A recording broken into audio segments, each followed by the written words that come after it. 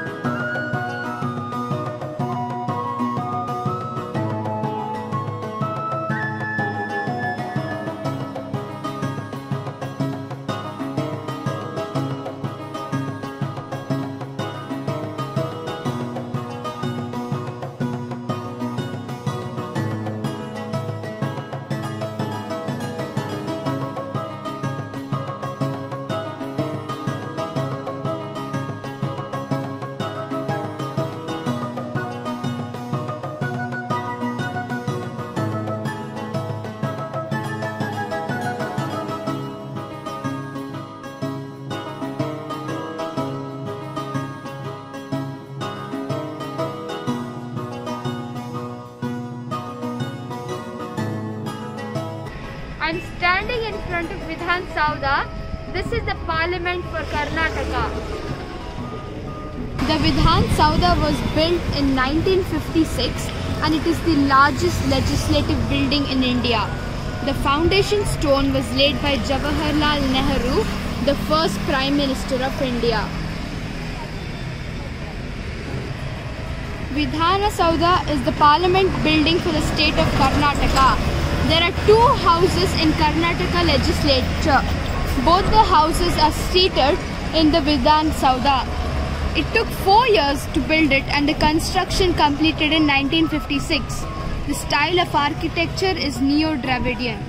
As you walk up the stairs of Vidhan Soudha, there is an inscription in Kannada which reads Sarkarada Kelasa Devarada Kerasa, which means government work is God's work. The inscription inspired an Ohio governor to propose etching with God. All things are possible on the Ohio State House. It never happened due to various lawsuits. Right across from the Vidhan Soudha, we have the Karnataka High Court, which is the highest court in the state of Karnataka. The entire park in which these buildings are located is called as the Cubbon Park. It is one of the oldest and most popular parks in Bengaluru. The Karnataka High Court is a very old building. It was constructed in 1884, which is almost 150 years old. It is called in Kannada as Attara Kacheri and it's a brick building and has been colored red ever since it was constructed. Right next to the Vidhan Soudha, a replica was constructed in 2005 called Vikas Sauda. This building houses various government offices. There is yet another replica in Belagavi district called Suvarna Vidhana Sauda, which was constructed in 2012.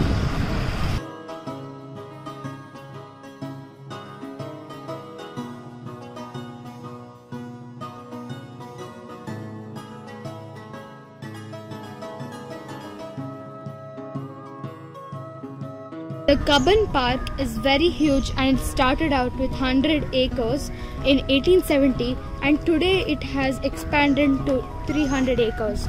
It was created by Richard Sankey, who was the chief engineer at that time.